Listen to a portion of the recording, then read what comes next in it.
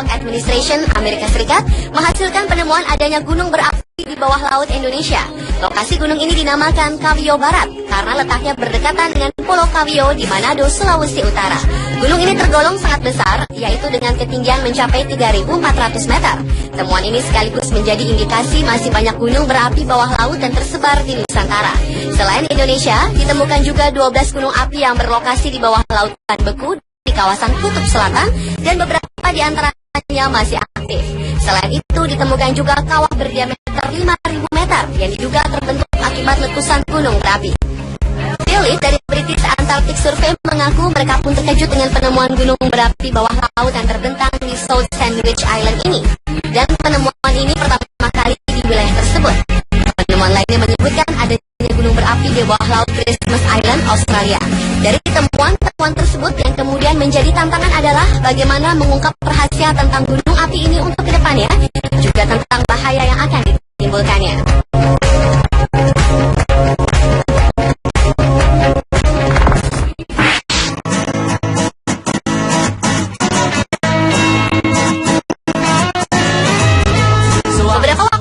Beberapa temuan di dunia biologi juga terjadi. Di antaranya adalah penemuan bangkai kura-kura berukuran raksasa yang begitu misterius di pantai sebuah distrik di New York pada tanggal 26 Mei 2005 lalu. Penemuan ini pun langsung saja menjadi pemberitaan di berbagai media massa utama di Amerika Serikat.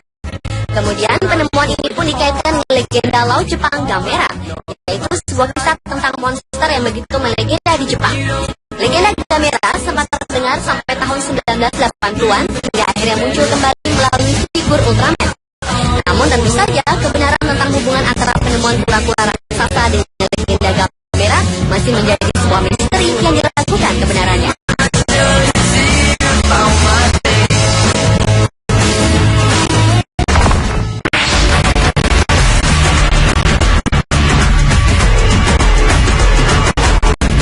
Terakhir, banyak kemajuan dalam ilmu pengetahuan. Di antaranya adalah kemajuan manusia mengendalikan kaki roda. Percobaan ini adalah untuk menguji batas-batas kemampuan tubuh dapat menerima, sekaligus seberapa mudah menerima sinyal dari chip. Kemudian pada tahun 2002, peralatan syaraf yang lebih kompleks ditanamkan pada sistem syarafnya untuk mengakses sinyal, dan percobaannya terbukti sukses.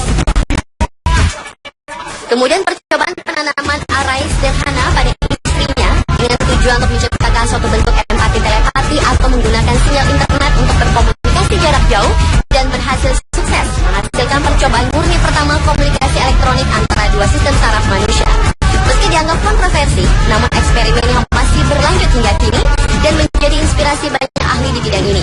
Di antaranya, pada tahun 2000, peneliti di Duke University Medical Center menanam elektroda di otak monyet dan kemudian melatih mereka untuk meraih makanan dengan menggunakan tangan robot. Dan pada tahun 2004, untuk pertama kalinya digunakan sinyal untuk mengontrol gerakan-gerakan karakter sebuah video game.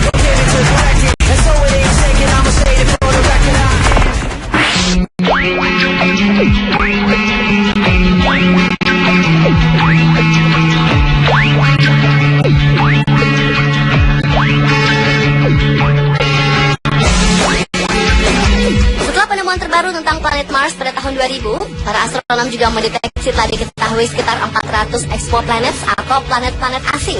Kemudian pada tahun 2008, para astronom dengan menggunakan teleskop luar angkasa Hubble dan Keck inframerah, juga Observatorium Gemini di Hawaii, Amerika, mengumumkan bahwa mereka telah melihat exoplanets mengorbit pada bintang-bintang jauh.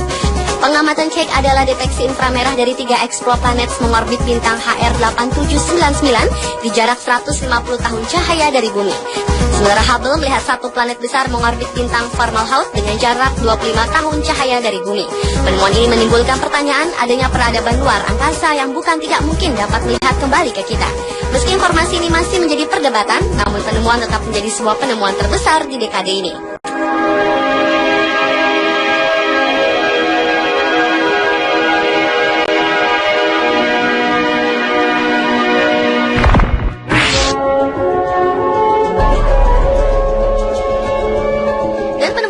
Di dekade ini adalah tentang ditemukannya nenek moyang terbaru manusia. Pada tahun 2002, para peneliti di Syad Utara menggali tengkorak Sahelanthropus canadensis atau dikenal sebagai taumai yang diperkirakan berusia 7 juta tahun. Namun sayang hanya tengkorak yang ditemukan sehingga sulit dipastikan apakah Tomai berjalan tegak dengan kedua kakinya. Kemudian pada tahun 2009 ditemukan kerangka yang hampir lengkap dari Ramidus ardipithecus alias Ardi di Ethiopia Timur Laut. Kerangka diperkirakan berusia 4,4 juta tahun itu diperkirakan selain dapat berjalan dengan dua kaki juga pandai dan terampil memanjat pohon. Dari susunan giginya, ia mampu memakan berbagai jenis makanan. Dan para ilmuwan pun berteori bahwa pria dan wanita telah berpasangan di saat itu. Dan jika studi ini benar, maka Ardi menandai bahwa ia datang untuk menemukan nenek moyang terakhir dari manusia dan simpanse.